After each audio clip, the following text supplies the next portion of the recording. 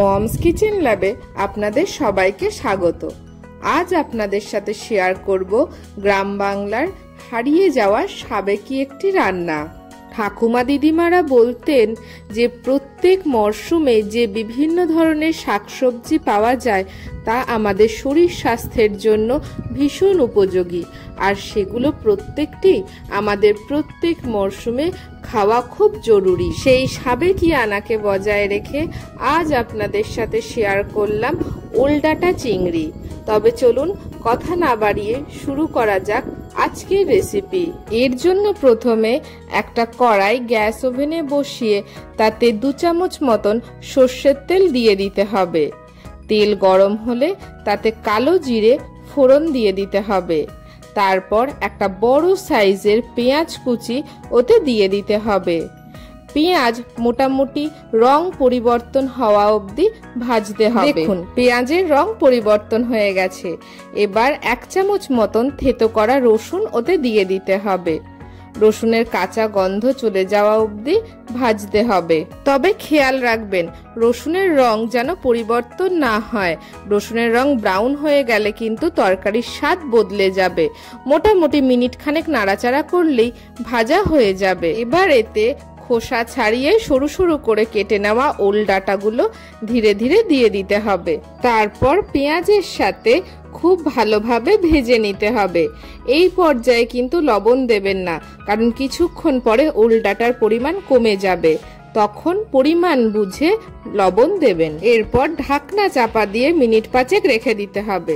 Minute 5 পর ঢাকনা তুলে ওতে কুড়িয়ে নেওয়া নারকেল দিয়ে দিতে হবে। এরপর খুব ভালোভাবে ওল ডাঁটার সাথে নারকেল মিশিয়ে দিতে হবে। এইভাবে বেশ কয়েকবার মিডিয়াম ফ্লেমে ঢাকনা চাপা দিয়ে দিয়ে ভেজে নিতে হবে।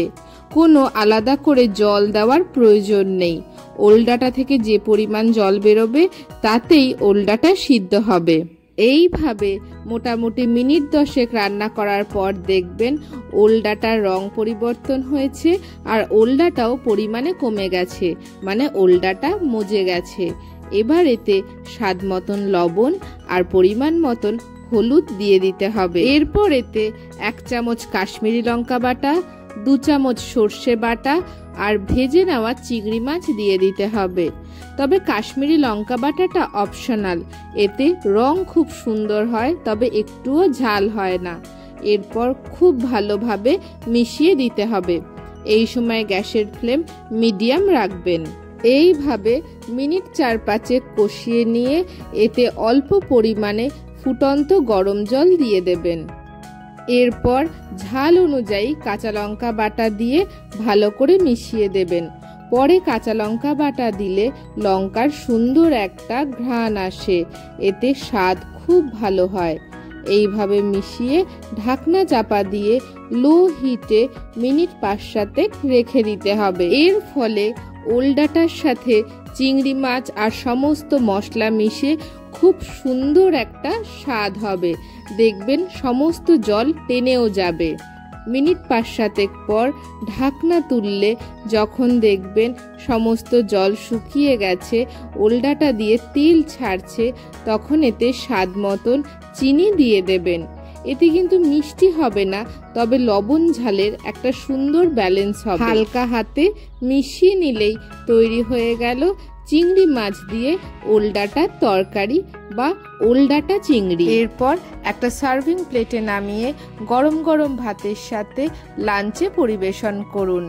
কোনো এক ছুটির দিনে এইভাবে ওল ডাঁটা চিংড়ি বানিয়ে পরিবারের সকলের সাথে এর স্বাদ ভাগ করে নিন।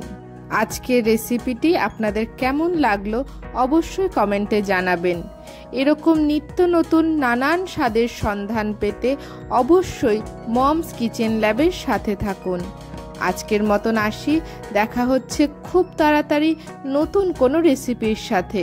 ততক্ষণ অবধি সবাই সুস্থ থাকুন, ভালো থাকুন আর দেখতে থাকুন মমস কিচেন ল্যাব।